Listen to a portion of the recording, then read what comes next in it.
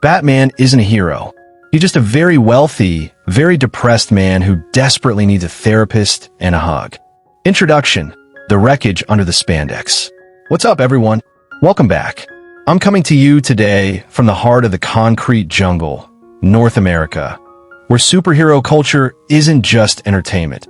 It's our modern-day mythology. Have you ever stopped to wonder why we drop billions of dollars at the box office to watch people in capes? It's not because they can fly or shoot lasers from their eyes. We love them because they are broken, just like us. Today, we're stepping into the dark rooms of their psyche. We're talking about trauma.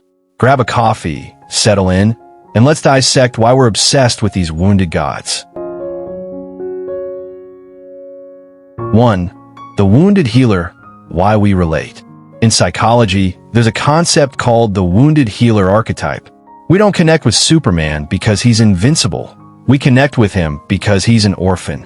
In the US and Canada, we live in a hustle culture where we're told to be perfect, to be productive, to be super. But deep down, everyone is carrying something: a loss, a failure, a fear of not belonging. When we see a hero struggle to get back up, it validates our own struggle. It tells us that being super doesn't mean being unbreakable. 2. The anatomy of grief, Bruce Wayne and Batman. Let's start with the poster child for trauma, The Dark Knight. In the States, we often discuss Batman through the lens of PTSD, post-traumatic stress disorder.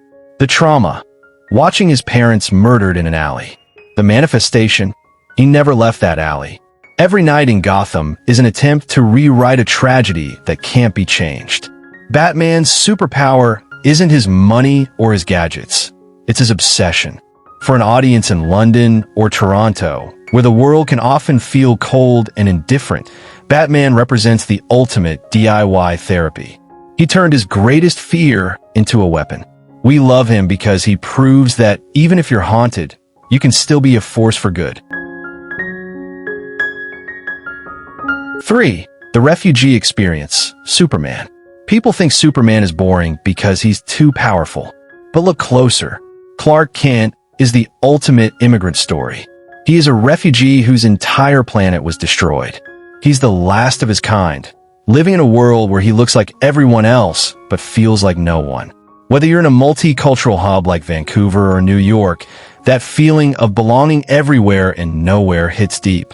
His trauma is isolation.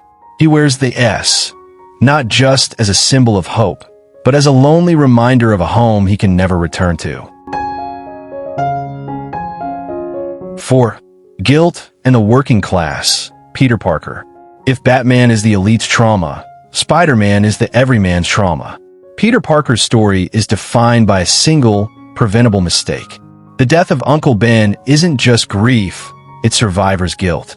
This resonates so well with Western audiences because Peter deals with real-world problems.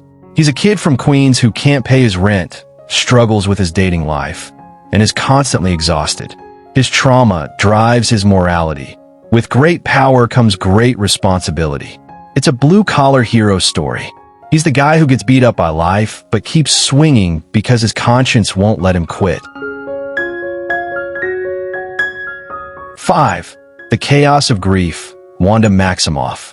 Recently, the MCU gave us one of the most honest depictions of trauma through Wanda. She lost her parents, her brother, and the love of her life. What did she do? She created a fake reality, WandaVision, just to feel okay for a second. We've all been there. Maybe not creating a hex over a town in New Jersey, but definitely retreating into our own bubbles when the world gets too heavy. Wanda represents the destructive side of grief. She's not a villain. She's a person who reached her breaking point. And in a post-pandemic world, that is incredibly relatable. 6. The science of the catharsis. Why do we watch this? Neuroscientists say that watching these characters process pain provides us with catharsis. It's a safe way for us to process our own emotions. When we watch the Avengers struggle, our brains release oxytocin and dopamine. We aren't just watching a movie. We're going through a collective therapy session. We see our own monsters reflected in their villains, and their victory gives us a psychological roadmap for our own lives. Conclusion: beauty in the cracks.